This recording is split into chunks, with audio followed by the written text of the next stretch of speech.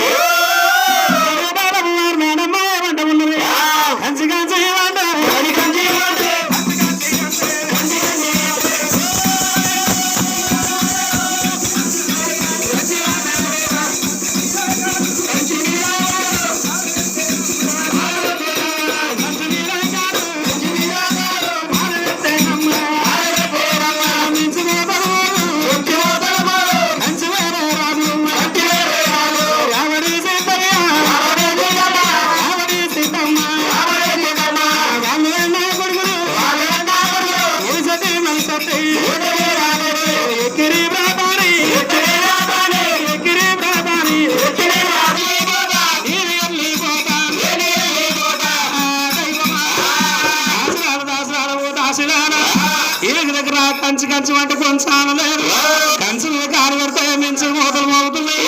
కంచి రాజుడు రావడి సిద్ధయ్య రావడి సిద్ధమ్మ గని కుమారులు ఏడుగురు బంజీలకేమో అక్కడ అందరికన్నా ఎల్చెట్టు మల్చెట్టు, అందరికన్నా పోసినోడు బాబుల పోలు రాజు, అందరికన్నా పెద్దోడు అన్న కాళింగ శక్తి. నా తల్లి గారు పట్నం నేను వెళ్ళిపోతానే ఓ రాజులారా కలిగపట్నం పోతారా అమ్మ? ఇంటి మూడు పిల్లలు రాకపోతే ఏం చేస్తారు? పోతారు.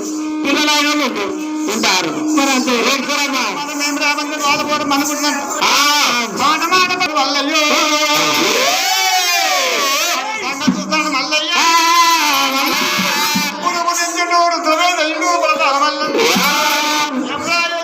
ఎంతో తీసుకుంటాం అందుమంటే పడితో తీసుకొని పుస్తకం నేర్చుకోండి కానీ గంటనేమో రామ రామ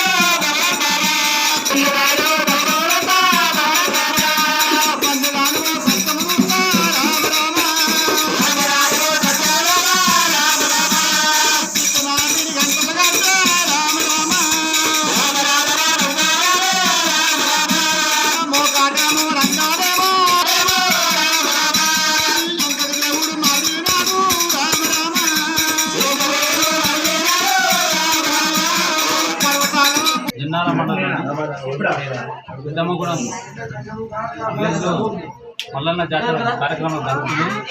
శుక్రవారం నాడు నాగవెల్లి చేయడం జరిగింది. శుక్రవారం మైదానం చేయడం జరిగింది. గంగస్నానం మల్లికార్జున స్వామి గంగస్నానం చేయడం జరిగింది. ఆదివారం నాడు మల్లికార్జున స్వామి కళ్యాణం మహోత్సవం, బండ్లు బోనాలు, సోమవారం సోమవారం రోజు నాగవేలి